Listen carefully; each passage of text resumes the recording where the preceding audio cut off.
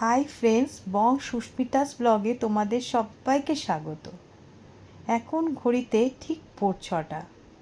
মেয়েকে নিয়ে স্কুল যাওয়ার জন্য বাড়ির থেকে বের হচ্ছি।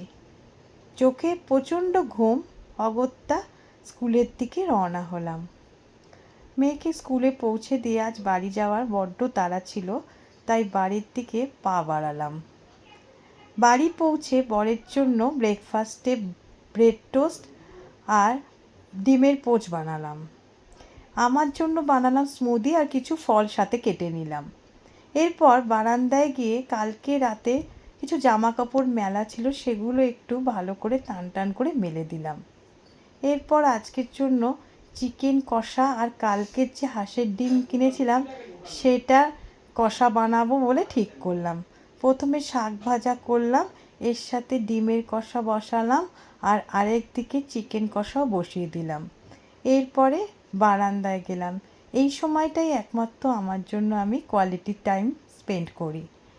এই সময় কখনো আমি গান শুনি, কখনো গাছে জল দিই, আবার কখনো কফি খাই।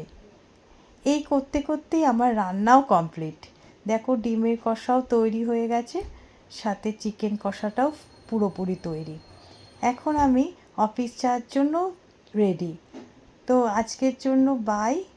তোমরা সবাই খুব ভালো থেকো, সুস্থ থেকো, আর আমার চ্যানেলটায় একটা লাইক আর একটা সাবস্ক্রাইব করে দিও। বাই।